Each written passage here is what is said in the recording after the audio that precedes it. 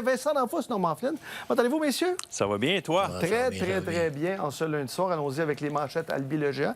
Et Vincent, on commence avec toi ce soir. Moi, c'est il faut s'ajuster. Je trouve qu'un des problèmes du Canadien depuis maintenant plusieurs années, c'est le manque d'agressivité sur des avantages numériques. Et là, on vient de donner 9 buts en 17 occasions à l'adversaire dans les 5 derniers matchs.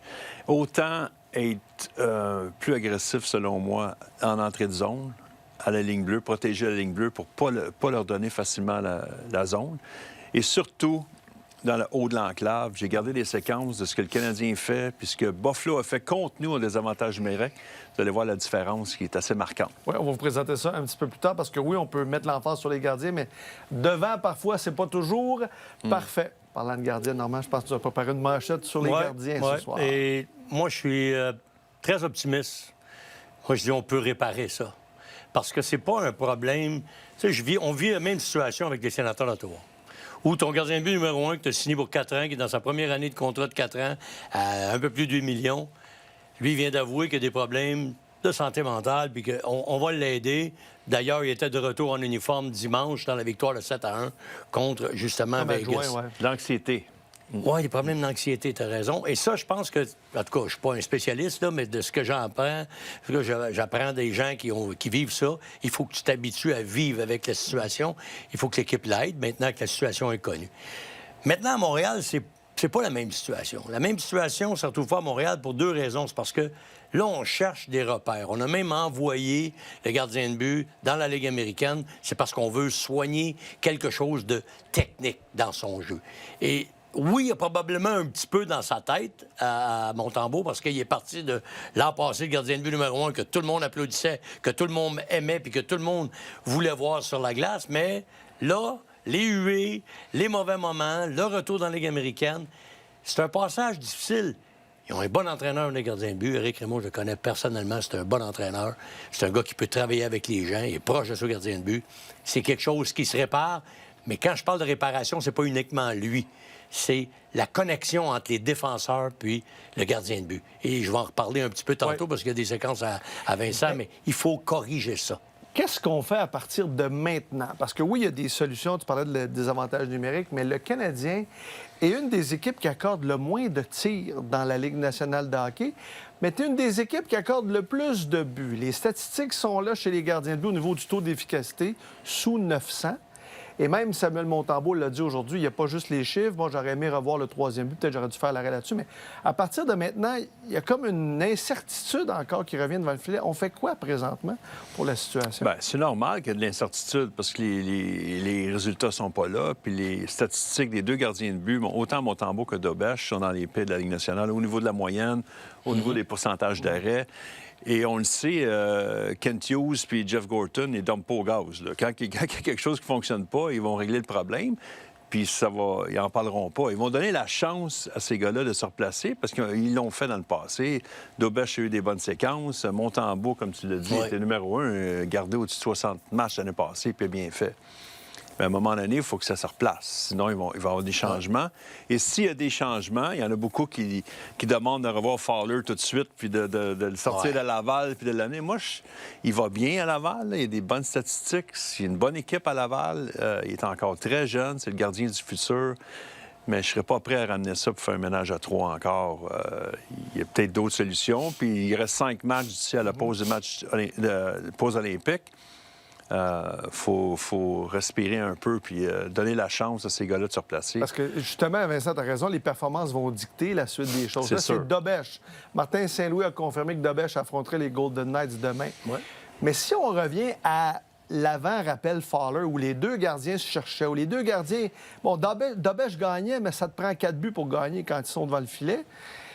L'incertitude qui va venir, tu peux pas avoir 2 gardiens inconstants jusqu'à la fin de la saison. Moi, je reviens à ce que je disais tantôt à propos de l'explication de la fameuse connexion entre les défenseurs et les défenseurs et le gardien de but et même tes 3 attaquants. Quand tu es dans ta zone, il faut que tu sois aussi connecté que tu es connecté en attaque. Est-ce qu'il y a une belle connexion entre Hudson, Demidov et Caulfield sur l'avantage numérique? Les gars savent où ils sont, ils savent où est-ce que la rondelle s'en va, puis ils connaissent les tendances d'un et l'autre. Quand tu regardes le but, le deuxième but, je pense, des Bruins de Boston, celui que Jake Evans, il se fait prendre à regarder la rondelle, puis le gardien de but, il est sûr que son joueur va s'en occuper de la passe, mais il le fait pas. Et c'est là que je te parle de connexion. Il faut qu'on remette ça ensemble. Puis là, quand on a changé le système à 2, puis on est venu à 3, rappelez-vous des bonnes années de Patrick Roy, des bonnes années de Carey Price. Qui dominait? Qui donnait les directives? Si tu fais un mauvais jeu, ton gardien de but est le gars le mieux placé pour voir le jeu dans la zone défensive. Là, j'ai l'impression que nos gardiens de but ne communiquent pas avec les défenseurs. Le boss de la défensive dans ta zone, c'est ton gardien. Souvent, il va dire, toi de là, je veux voir la rondelle. Patrick Roy le disait à ses défenseurs, essaye pas de la bloquer, je veux la voir. Et c'est là que je pense qu'il manque un peu de connexion. Non, on n'a pas de Carey Price. Non, on n'a plus de Patrick Roy. Puis probablement qu'on n'enseignera plus un autre à ce point-là parce qu'on a une équipe qui gagne différemment. Mais pour terminer mon point, il faut revenir connecté en défensive autant qu'on l'est en avantage numérique, comme on a l'image avec... Mets-toi dans ta tête, Demidoff, Hudson, Caulfield. Ça soit n'importe qui va coacher. La première vague, c'est toi, gars-là, vont être dessus. Pourquoi? Ils communiquent, puis ça connecte. C'est quoi l'effet, Vincent, d'un groupe de joueurs quand, bon, tu sais, samedi, contre les Bruins, tu mènes 3-2, il reste 6 minutes, d'accord, d'un troisième but, puis un quatrième, et là, tu sauves avec rien. Tu ramasses pas de points à Boston. T'sais, ça a un effet sur le groupe aussi. T'sais, les gardiens se cherchent devant, on est peut-être moins confiant avec ce qu'on a présentement. Ça aussi, ça a un effet sur le groupe quand tu perds des avances comme on l'a fait samedi. Oui, c'est dommage parce que Montembeault avait un excellent match jusqu'à ce moment-là. Le troisième but, c'est celui-là qui a fait mal parce que c'est un lancer du revers, pas un lancer puissant qui a passé entre le bras. Là. Ouais. C'est sûr que c'est un match qui est difficile, mais la bonne nouvelle, c'est qu'il y a beaucoup de matchs en peu de temps. Tu n'as pas le temps de commencer à pleurnicher pendant 3-4 jours parce que tu as tout de suite un autre match. Il y a un match demain, il y a un match jeudi, il s'en va sur la route. Tu es capable de passer à d'autres choses. Tu n'as pas le choix, de toute façon. Il y a tellement de matchs en peu de temps à cause des Olympiques qu'il faut que tu sois capable de faire un reset puis de te concentrer sur le prochain match. On a vu ce qu'Ottawa a fait contre Vegas. Ils vont arriver ici préparés. Ils ont perdu 7-1. Il faut que le Canadien soit prêt. Notre ami PJ nous écoute peut-être, je le salue, qui est le président du fan club de Jakub Dobeš. On le taquine, mais à chaque fois que Dobeš gagnait, souvent on revenait avec Montembeault à l'époque pour lui redonner confiance. Mais là, Dobeš a 15 victoires. C'est pas toujours élégant, mais il gagne. Est-ce que là, on revient avec Dobeš? Est-ce qu'on revient avec Dobeš ou avec le gagnant, mettons, à chaque fois pour dire, là, regarde, on va donner ça au gagnant, puis tu gagnes, tu restes? Bien, ça peut être... Faut que tu y ailles plus loin que ça, un petit peu, que juste la victoire. Premièrement, il est 15-5-3. S'il était 15-14, je dirais, pas une grosse, mais il est 15-5-3. C'est quand même une très bonne fiche. Non, le taux d'efficacité n'est pas là. Non, le pourcentage de buts alloués. La moyenne de buts alloués est au-dessus de 3, 3-0-1. Ouais. C'est sûr que c'est pas des beaux chiffres. C'est sûr que c'est pas le gardien de but le plus élégant. Mais je reviens à ce que je disais. Pardon. Il faut qu'on joue mieux en équipe. La défensive, c'est pas juste ton gardien de but. Puis c'est pour ça qu'il faut que tu regardes plus loin que les résultats de fin de match. Mais si Dobeš, il perd le match 1-0 contre Vegas, puis il y a 40 arrêts, je prenais l'exemple de Bruno Gervais. Ça arrive jamais cette année, mais ça se peut. Exact, ça se peut que ça arrive. Mais c'est pour ça que tu peux pas juste aller avec la victoire. Mais je suis d'accord avec toi que, oui, tu peux te permettre de le mettre 2, 3, 4 matchs. C'est lui qui va bien. Il faut que tu gagnes, tu n'as pas le choix. Les Canadiens doivent gagner. Oui. Les statistiques, on a préparé un tableau sur... quand il y avait un ménage à 3, et je sais que c'est pas souhaitable qu'il y ait un retour d'un troisième gardien, mais la fiche de Samuel Montembeault, en ménage à 3, elle est bonne. Tandis que là, quand on est seulement 2, c'est plus difficile. À 3 gardiens, tu sais que tu as ton match par semaine.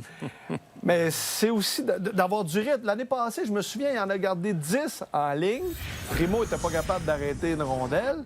Puis après 10, il a dit, écoute, je suis brûlé, mais il faisait le travail. Là, c'est à l'air. Oui, je pense que quand il est revenu, il venait juste d'apprendre qu'il ne faisait pas l'équipe olympique canadienne. Ça l'a soulagé un peu. Écoute, même si Fowler n'est pas ici là, en ce moment, là, on a un ménage à 2, pas un ménage à 3, là, la pression de performer, puis Montembeault est au courant de ce qui se passe. Là. Il a besoin d'avoir des bonnes performances à court terme, parce que sinon, il va y avoir des changements.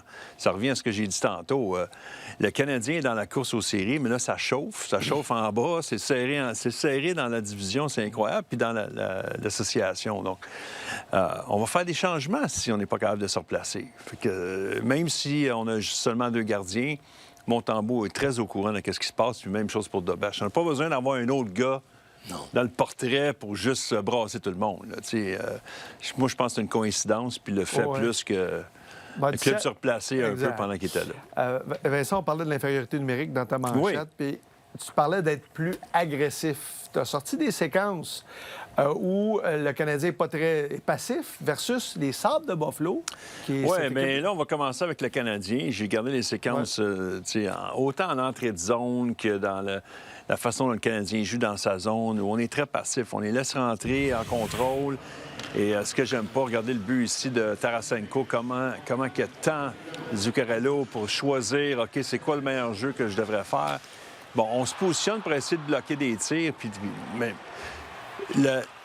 moi, j'ai joué en désavantage numérique, puis je trouvais que c'était un bon défi d'être agressif puis de mettre de la pression. Puis en avantage numérique, pour battre ça, quand tu es très, très, très agressif, ça te prend 3-4 passes consécutives de suite pour essayer de battre. Ça arrive-tu que tu te fais battre? Oui, ça arrive, mais moi, j'aime bien mieux y aller de façon agressive que d'y aller de façon passive pour essayer de créer quelque chose, leur faire manquer quelque chose. Regardez, on essaie juste de bloquer. Il y a tellement d'espace en haut dans le fameux parapluie. Là. Je trouve que les joueurs sont trop bons ensemble pour jouer comme ça. On a besoin de mettre plus de pression. Puis ça peut commencer avec l'attaquant qui s'en va vers le gars en bas, puis tout le monde tourne, ou l'inverse, le défenseur qui monte, tout le monde tourne de l'autre sens. Fait que tu as deux façons de faire ça, mais il faut que ça se fasse à 4. Il faut que ça se fasse de la bonne façon. Puis c'est ce que Buffalo a fait contre nous dans le match du Canadien. C'était dur de rentrer en territoire. On n'a pas été capable de se placer pour... Regardez, si le Canadien essaie de rentrer, le joueur à la ligne bleue, il recule pas, il donne pas la ligne bleue. Donc, il faut que tu lances la rondelle dans le fond. Il y a 3 joueurs de Buffalo qui est là. Regardez comment c'est difficile de rentrer. On donne pas la ligne bleue Il va y avoir quelqu'un qui va monter et qui va mettre de la pression. C'est ça que j'aimerais voir du côté du Canadien. C'est trop facile pour rentrer dans le territoire et s'installer. Puis une fois qu'on est installé, bien, il y a de la pression partout. Même si on se fait battre par une passe, on est prêt à l'accepter, il va y avoir un autre gars qui va faire la job. Fait qu'il faut que tu aies de la confiance à 4 de faire le travail. Puis moi, je trouvais que c'était... Quand j'étais sur l'avantage numérique, les désavantages qui me donnaient le plus de difficultés, c'est ceux qui étaient super agressifs. Puis c'est le fun quand tu es en désavantage. Puis tu as ce défi-là, dis OK, les gars, on reste pas passif. Tout le monde sa rondelle sur le porteur, let's go, let's go, let's go. Tu changes après 30 secondes, tu as un autre groupe qui embarque. C'est super motivant pour ce groupe. Normalement, on a les joueurs à Montréal pour faire ça, des joueurs rapides qui peuvent mettre de la pression sur les Anderson, les Dano, même Evans sont capables d'être... Même en défense. Là, tu me parles des attaquants, puis je suis d'accord avec toi. Moi, je trouve juste qu'il manque un autre défenseur droitier qui est physique, qui bloque des tirs. J'aime beaucoup Hudson. Je l'ai parlé tantôt au 5 à 7. Je l'adore, Hudson, pour plusieurs raisons. Mais j'aimerais mieux pas le voir en désavantage numérique. 1, pour pas le blesser. Puis 2, c'est parce que c'est le genre de joueur que, oui, il peut faire des choses, mais j'aimerais mieux voir du temps de glace à un autre. Exemple, si je donne David Savard. Moi, je pense que David Savard faisait des choses de bien, que même s'il n'était pas rapide, mais c'est un gars qui... consacré au désavantage numérique. Puis le désavantage numérique, ça commence pas juste dans ta zone. Ça commence de la façon dont tu mets de l'échec avant en zone centrale. Si l'équipe adverse entre avec vitesse, ça va être plus facile pour eux autres de s'installer. Parce qu'un coup qu'ils sont installés, là, les patterns sont à peu près tous pareils. Mais les patterns, là, ça va avec le gars qui a la rondelle.